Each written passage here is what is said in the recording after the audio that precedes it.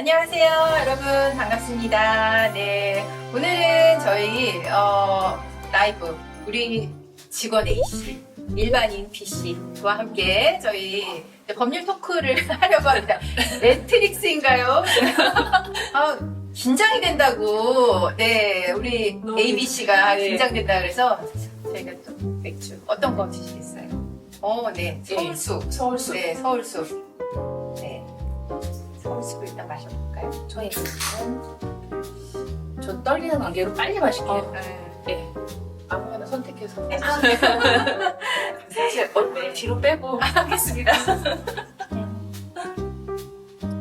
오늘 저희가 그 수다방에서 이야기하려고 했던 거는 그 전 국가대표 야구 감독 류중일 감독님의 아들과 전 며느리 관련한 사건이에요. 봤더니 그 전 며느리가 자기 아이를 데리고 제자랑 호텔에 들어갔더라고요. 네, 봤어요. 네. 기사를 좀 보긴 했는데 충격적인. 와, 네. 우와, 어머, 이 분위기 뭐예요? 라고 하셨는데. 네. 사실 우리 직원 A씨는 이성적인 편이에요? 아니면 감성적인 편? 감정이 막 휘달리는? 원래는 감성적인데 여기서 일을 오래 하다 보니까는 약간 팩트 체크를 먼저 하는 그런 편이 됐어요. 아, 네. 우리 일반인 B씨는 어떠세요? 저는 좀 감정적이에요. 먼저 감정이. 사실관계는 좀 아시죠? 국가대표 감독의 며느리가 자기가 가르치던 고등학생 제자랑 이제 서울, 경기, 인천 호텔에서 이제 투숙을 하면서 그 과정에서 이제 손자가 동행을 했다는 거예요. 그래서 류중일 감독 측은 CCTV, 호텔 예약, 뭐 특정 코스튬 구매, 이게 세일러복인 것 같아요. 세일러복. 세일러복. 그리고 진짜? 네, 거기에서 이제 DNA가 검출됐다. 이런 거를 제출했어요. 근데 이제 기사 내용에는 구체적인 이야기는 없고, 근데 이제 서울 남부지검이 증거 불충분으로 불기소했다라고 하는 거예요. 그게 이해가. 근데 이제 뭘로 고소를 했는지가 좀 궁금하기는 해요. 아마도 남부지검에서 뭐 성적인 행위가 없어서 증거 불충분했다라고 하는 그런 이야기가 있어서 아마도 제자에 대해서 어떤 아동 성폭행 이런 게 있었다라고 주장을 한 건지, 그리고 이제 자기 아이에 대해서는 아동 학대가 있었다고 주장을 한 건지. 일단은 저는 이제 불기소가 나온 거 자체는 약간 봤을 때는 뭔가 관계가 있었을 것 같은데 그 남편이 고발한 거는 미성년자 시절에 그런 관계가 있었기 때문에 뭐 그걸로 해서 고소를 했는데 그 부분만 불기소가 되고 이후에 약간 그런 관계가 있지 않았을까라는 상상을 하기는 하거든요. 근데 사실 일반인 입장에서는 아니 일단은 호텔을 갔다는 것 자체가 고등학생이랑 그러니까요. 이게 솔직히 좀 이해가 그 자체만으로도 굉장한 일이잖아요. 근데 이제 미성년 시절이 아닌 거 약간 구분되는 게 아닐까. 그걸 왜 구분해? 그러니까 이제 그걸 왜 미성년 시절이 아니면 그냥 일반 외도가 되는 거 아니에요?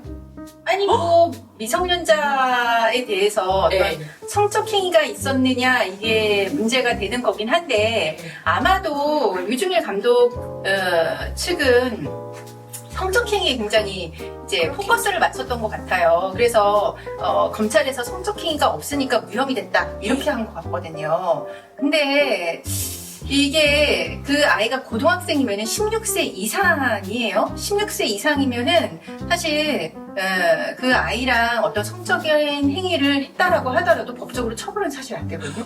아이가 동의를 했다고 하면. 이게 그래요? 미성년이 안 되는 거예요? 미성년이긴 한데 법적 어느 정도 약간 성적 자기 결정권이 있다라고 볼 수는 있는 거죠.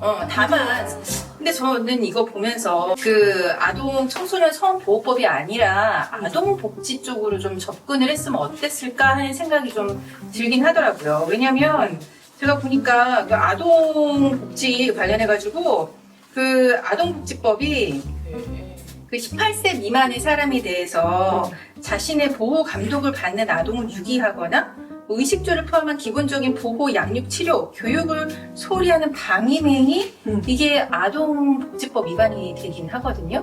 근데 제자면 자기가 보호하는 그쵸. 그쵸. 그러면은 사실 만약에 이제 아동복지법 위반이 되면은 이게 취업 제한이 돼요. 아동복지법 위반이면 교사가 선생님 같은 경우는 직장에서 잘려야 돼요. 아마 그래서 이 부분을 이제 생각을 하고 류중일 감독의 측이 형사고소를 했던 거 아닌가 싶기는 하거든요. 그리고 이제 1살짜리 아이를 데려갔잖아요. 이해가 안 가요. 너무 이해가 안 가요. 근데 이제 거기도 이제 성적인 행위가 없었다. 사실 요새 가정폭력 같은 경우에 아이 앞에서 성인 어른이 싸워도 그게 아동학대가 되긴 하거든요. 그쵸. 그 기운도 애기들이 다 느낀다고 그러니까. 하더라고요. 근데 저는 이제 이 사건에서 약간 이제 느껴지는 게 우리가 보면은 이제 그 상간자 이렇게 손해배상 소송 많이 하잖아요. 네. 할 때 이제 그 모텔에 이제 갔는데 보통은 아무 일이 없었다라고 주장하는 경우가 맞아. 많잖아요. 우리도 네. 이제 그런 셈인데 갔으나 아무 일도 없었다. 아무 일도 없었다. 하지만 보통은 손도 안 잡았다. 예, 성인 남녀 같은 경우에는 그런 경우를 아무리 오히려 더 괘씸죄가 붙지 않나요? 맞아요. 내가 저희 진행했던 사건 중에 네. 호텔에 간 건 맞는데 호텔에서 우리는 색칠 공부했다. 거의 그런 거 아니었다. 술은 마셨으나 음주운전은 하지 않았다. 그렇죠, 그렇죠. 이런 거 네. 같은. 색칠 공부했다 이렇게 한 그게 있었는데 당연히 위자료 인정됐죠. 배우자가 바람을 피는 것도 굉장히 충격적이죠. 충격적인데 가장 싫어하는 행동은 그 바람 핀 사람이랑 내 아이를 만나게 하는 거. 그건 최악이죠. 그거를 제일 싫어합니다. 사실 그러니까 그 아들 입장에서는 또 그 본인 아기를 데려가서 그 무슨 뭐 코스튬 세일러복 입고 뭐 거기 뭐 DNA까지 검출이 됐으니까 되게 진짜 너무 싫은 것 같아. 근데 그 DNA 관련해가지고도 그 검출된 거를 이제 감정을 받자고 했나 봐요. 그 아들 입장에서는. 그랬더니 상대방 쪽에 거부했다고 하더라고요. 왜? 사설 감정 뭐 믿을 수 없다. 뭐 이러면서. 근데 예전에 그런 사건이 있었어요. 그 호텔에 들어갔다. 그럼 부정이가 인정이 거의 되거든요. 네. 근데 그 사건은 그러니까 상간자 손해배상인데 호텔에 들어갔다 나왔다 그랬는데 판사님이 예. 그냥 호텔에 들어갔다 나온 일만 있을 뿐 안에서 부적절한 관계가 없었다고 한다 그러면서 손해배상을 인정 안 해주는 거예요. 그러니까 우리도 놀라고 상대방 변호사도 놀라고 그걸 왜 얘가 인정을 안 해주나? 막 약간 오래된 사건이 아닐까요, 그러면은? 몇 년 전. 그쵸. 예. 지금 세 분 모두 신나 보여요. 지하철역에서 라이브 이제 켜가지고 들어왔는데 세 분 모두 신나 보이는 겁니다. 이 김에 예. 떨리다. 한잔 마시면서. 전 아까 너무 안주 솔직히 외도 얘기가 살짝 재밌긴 해요. 그러니까 이게 결국에는 뭐 증거가 필요한. 그렇죠. 무조건 증거가. 그러니까 네. 내가 예를 들어서 내가 외도 현장을 발견했는데 놀래서 감정에서 막 울고만 있을 수 있잖아요. 왜냐면 너무 당황스러우니까. 근데 그게 아니라 무조건 핸드폰을 들어서 찍어야 된다는 거예요. 그렇죠. 그 순간에. 증거가 애매한 경우는 어떻게든 배우자한테 티내지 말고 증거부터 수집하라고 약간 이제 코치를 해드리긴 하거든요. 네. 네, 그래서 회수하면 안 되잖아요. 그러니까요. 기현 이거 마음도 했는데 다쳤는데. 회수하면은 마상이 완전히 너무 심해지니까요. 그러니까요. 네. 미미 시스터즈. 네, 시원해 보여요. 여기도 사람 있습니다. 혼술 타임 같이 먹으면 좋을 것 같아요. 술 땡기는 저녁입니다. 네, 짠. 짠, 짠, 짠. 근데 또 류중일 감독 측에서는 네네네 그렇게 이야기는 하지만 또 며느리 쪽의 반박도 만만치 않아요. 맞아요. 네, 맞아요. 며느리 쪽에서는 오히려 그 류중일 감독 측이 위자료 6천만 원을 다 지급을 했는데 네. 오히려 뭐 재산보다 40억? 40억? 네. 뭐 아파트 2분의 1 지분 넘겨주고 그거 이외에 또 뭐 양육비랑 뭐 20억 더해서 총 한 40억을 요구했다. 뭐 이렇게 이야기를 하고 있어요. 그건 어떻게 보세요? 근데 저희가 보면은 이제 일할 때 보면은 이렇게 원고 피고 이제 다 보잖아요. 사실은 이제 우리 의뢰인이 와가지고 만약 우리가 원고였어요. 얘기 들으면은 다 억울하고 정말 막 잘못한 게 없고 그래서 이제 거기 서면 막 멋지게 나가요. 근데 상대방 나중에 오는 거 보면은 또 그럴싸한 거예요. 맞아요. 예, 그러면 너무 헷갈리거든요. 결론적으로는 그래도 이제 정의가 승리를 하긴 하지만 요번에 이제 또 그 친정 아버지가 뭐 반박 글을 냈잖아요. 그 다음부터 약간 좀 조용해진 것 같긴 해요. 약간 설득이 약간 되기는 했어요. 근데 이게 그 실제로 있었던 사실은 맞나 봐요. 왜냐면은 그 협박 공갈미수 혐의로 맞아요. 네, 약식명령 300만 원 약식명령이 나왔다고 하거든요. 이거는 이게 죄가 인정됐다는 거예요. 와, 그래요? 자기 아내를 약간 협박을 한 게 인정이 됐고. 왜냐면은 이제 뭐 아동 학대 뭐 이런 거 되면은 너 이제 직을 잃고 그러니까 약간 과도한 요구를 한 거는 맞는 것 같기는 해요. 그래서 이게 이제 그 일반 사건에서도 참 이렇게 반박은 보통 변호사님들이 필터링을 해가지고 잘 써주시잖아요. 그러면 정말 헷갈려요. 너무 헷갈려요. 예. 그래서 판사님들 역할이 참 중요한 것 같아요. 맞아요. 예. 근데 그러면서 며느리 쪽 친정 아버지가 그 딸이 학생들과 자주 호텔에 가서 찍은 사진이 있다라고. 예? 그래서 그 제자가 다음날 대학 면접이 있어서 동행을 했고 침대 역시 간이 침대를 이용했다 이렇게 이야기했다고 해요. 믿어지세요? 근데 호텔에 여러 차례 갔다는 거잖아요. 면접이 그렇게 여러 차례 있었는지 나는 사실 조금 이런 주장 때문에 위자료 6천만 원 나오지 않았나 약간 이 생각이 근데 들긴 그런 해요. 그 증거 중에서 이렇게 제자와 뽀뽀했다라는 것도 맞아요. 본것 같은데 네. 근데 뽀뽀를 했다라는 게 CCTV에 있는데 그게 왜 좀 이해가 이거는 이제 형사적으로 문제는 안 되지만 외도는 인정돼서 네, 위자료는 인정이 돼서 위자료 6천만 원 인정된 것 같아요. 네. 근데 또 기사를 보아하니 그 친구 이제 면접 보니까 화이팅 하라고 응원차 뽀뽀를 그러면 그 상대방 동의받지 않고 뽀뽀를 했다고 하면 강제추행인데? 네. 그 아이가 동의를 한 상태에서 선생님이 뭐 했다라고 하면 사실 그거는 이제 정말 이상한 거고, 근데 아이가 동의를 하지도 않았는데 그 응원차 했다는 거는 아이가 동의하지 않았는데 뽀뽀를 했다는 이야기인 거잖아요. 그럼 그거는 완전히 성추행이죠?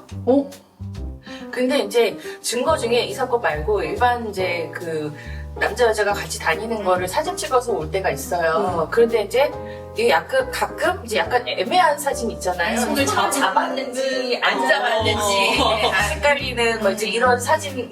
우리는 이제 손을 잡았다, 팔짱 꼈다 주장하는데 상대방은 순간적으로 잘못해서 넘어져버리고 스쳤을 때 그런 것도 조금 이제 그 반박의 여지가 있으니까 그래서 뭐든 사실 이제 증거는 조금 확실한 거가 있어야 될 것 같기는 해요. 일단은 뭔가 확실치 않다. 그 며칠을 조금 따라다니더라도 녹음하고.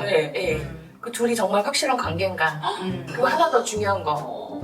그 유부남인지 유부녀인지 알고 만나는 거. 맞아요. 그것까지도 약간 필요는 해요, 사실은. 전에 어떤 분은 첫째 아이를 낳고 상담을 봤어요. 이혼 상담을. 근데 재산분할 그렇게 혼인기간이 짧으니까 받을 게 별로 없잖아요. 그랬더니 둘째를 또 낳고 헤어지겠다고 생각하면서도 대단하다는 생각이 들어요. 그럼 이제 부부관계로 넘어가가지고 너무 우리가 불륜 얘기만 한 것 같아서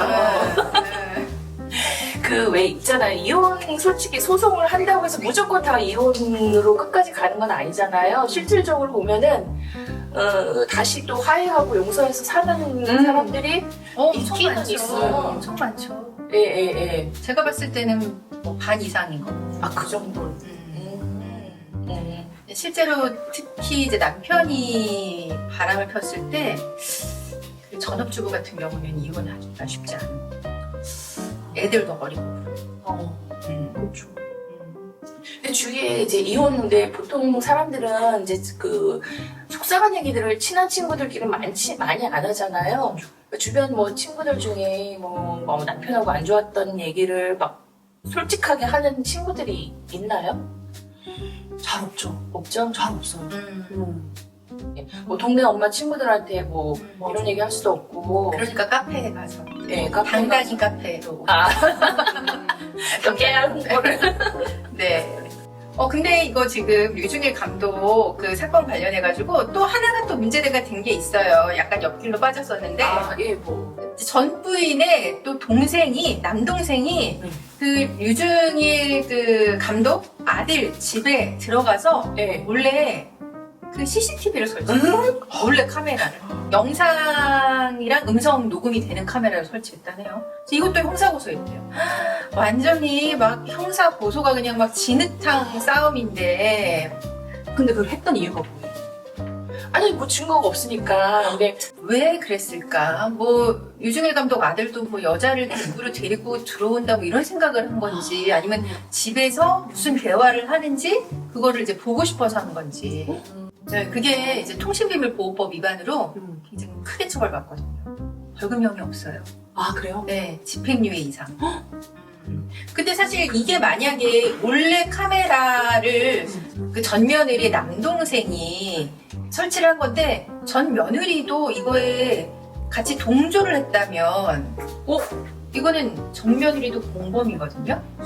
같이 그러면. 네, 그럼 통신비밀보호법 위반이 같이 되고 이 통신비밀보호법 위반은 벌금형이 없기 때문에 집행유예 이상이면은 만약에 이제 공무원 신분 이제 교사라고 하면 퇴직 사유가 있고요. 네, 댓글에 간통죄 부활 이런 건 어렵겠죠라고 하셨어요. 그래서 근데 강조를 하는 거는 하나 있어요. 그냥 그래도 상간자 소송이 시작된 이후로 이게 이제 민사로 할 수가 있으니까 가정을 지키는 하나의 수단으로 되기는 하거든요. 옛날에는 이제 이런 뭐 간통죄로 처벌하려면은 이제 이혼을 해야 되고 형사적인 이제 처벌까지 이제 해야 되는 건데 이거는 이제 민사를 위자료 내놔라 이거 하니까 사실은 솔직히 그 상간소송 하잖아요. 웬만하면은 다들 관계가 끝나기는 해요. 네. 네. 돈 앞에 장사 없어. 네. 네.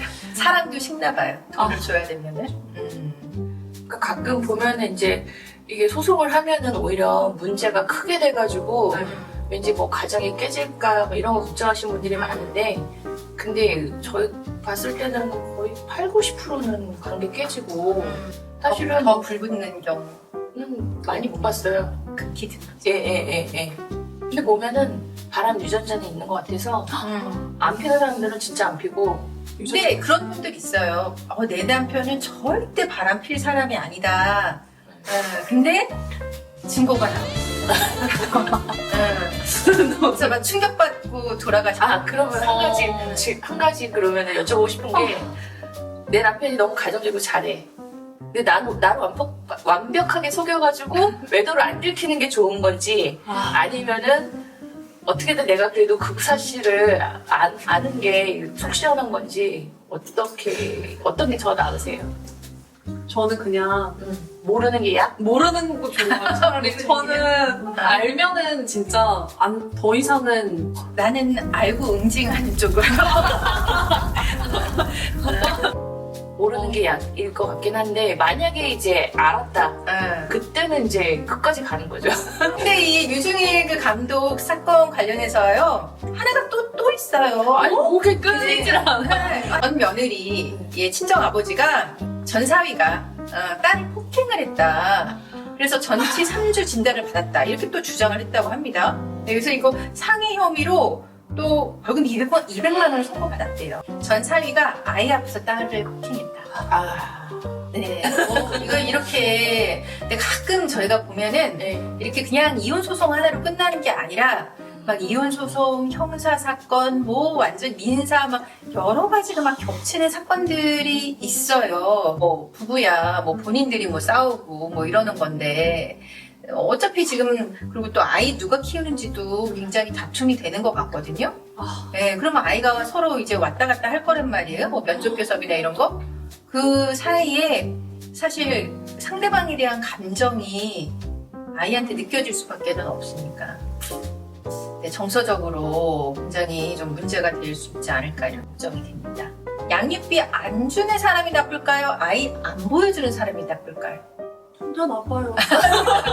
이혼하면은 사실 약속을 해주긴 하죠. 양육비 얼마 주라고.